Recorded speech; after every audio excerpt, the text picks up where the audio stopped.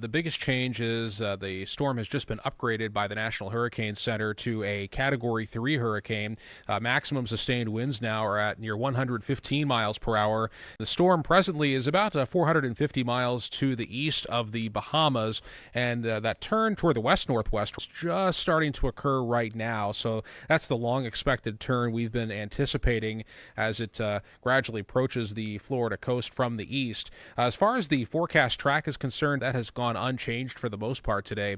What we're anticipating is the storm to approach the east coast of Florida at a slightly slower rate, so probably arriving sometime later on Monday, the center of the storm. Now, some of the effects could reach the Atlantic coast as soon as Sunday, but overall the storm is moving a bit more slowly. Are we still anticipating a landfall likely around that Martin County, Palm Beach County area? Yeah, so the highest probability of tropical storm and hurricane force winds, according to the latest official forecast, is in that area around Palm Beach County, moving up into parts of Martin and St. Lucie counties. However, I do want to mention that there are also high probabilities for those tropical storm force and hurricane force winds as far north as the Space Coast and as far south as the Miami-Dade metropolitan area. So certainly there could be some changes to the overall forecast track. There are even a couple of models that turn the storm out to sea before it reaches the coast. Now, that would be nice, but that's unlikely at this point. The more likely scenario is that it does make landfall coming up later on Monday, perhaps as late as early Tuesday morning, the way it looks now, and that's the current thinking at this point.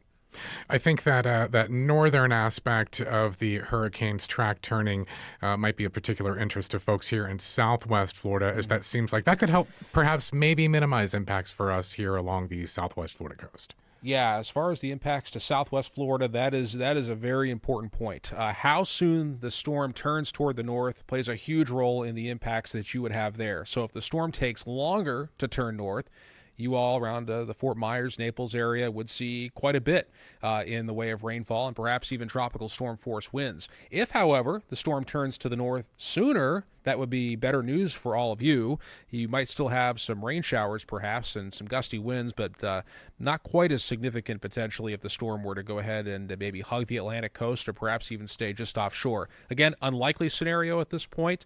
You should be preparing for tropical storm force conditions on the southwest coast of Florida coming up early next week, perhaps late Monday and on into Tuesday, but we'll have to wait and see just how sharp that turn toward the north happens. Gotcha. Now, the geographic range of our listeners here extends as far north as Sarasota, as far south as southern Collier County, but as far inland as around the western edge of Lake Okeechobee. So as far as those folks in the Glade County area and kind of central Florida, things are going to be worse for them, it seems. Potentially. Glade, Hendry County, those areas could certainly be looking at greater impacts. Again, if the storm makes landfall, most likely scenario at this point, yes, those areas could certainly be looking at tropical storm and perhaps hurricane force winds. And with such a slow movement to the storm, the risk of inland freshwater flooding is quite high. There could be areas that have well over 10 inches, maybe even a few spots having 20 inches of rain, provided the storm makes landfall, provided the slow motion materializes. So those areas would have significantly more impacts from Dorian. Now, earlier today, I knew the storm was moving slowly at about 12 miles per hour. That is still expected to perhaps slow down once it does make landfall? Yes, in fact, it already is starting to slow down a little bit more. The forward motion now is at 10 miles per hour, and it could be half that by the time the storm approaches the southeast or east central coast of Florida later this weekend and early next week. So the storm is almost certainly going to slow down. The ridge of high pressure that's steering it from east to west is likely to weaken some, and the collapse or the weakening of those steering currents is the reason why we're seeing or likely to see a much slower motion Sunday going into Monday and Tuesday. Okay, and I want to make clear when I ask this question regarding storm size, I'm not talking about intensity, but actual physical size of the storm. It's compact, but it could expand? Yeah, that is a fantastic question, yes. Dorian, so far, has been a relatively small hurricane, and we don't want to confuse listeners. Sometimes you can have small hurricanes that are very intense. Sometimes you can have large hurricanes that are large in size that are weak. Dorian so far is on the smaller side of things. Tropical storm force winds extend outward at the moment up to about 105 miles from the center.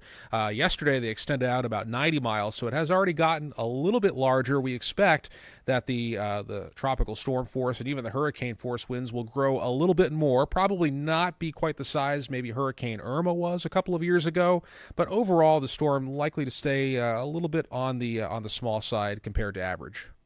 All right. And my final question for you here pertains to storm surge. For years and years, emergency management specialists have been telling me they worry because folks tend to focus on the damage that could be caused by winds when really the major threat of hurricanes, generally speaking, is storm surge. But it sounds like that's going to be more of an issue for the folks on the Atlantic coast than those on the Gulf Coast. Right. On the Atlantic coast, storm surge is a really big concern, particularly if it makes a direct hit. On the West Coast, where you all are for the most part, we're looking at the threat of inland freshwater flooding. It has been a wet summer for parts of the West Coast this year, so additional rainfall, particularly if the storm moves across the state, could cause significant flooding concerns along rivers and streams. All right. Well, Ray Hawthorne, meteorologist with the Florida Public Radio Emergency Network, thanks so much for the information, and we'll talk again soon. You're very welcome.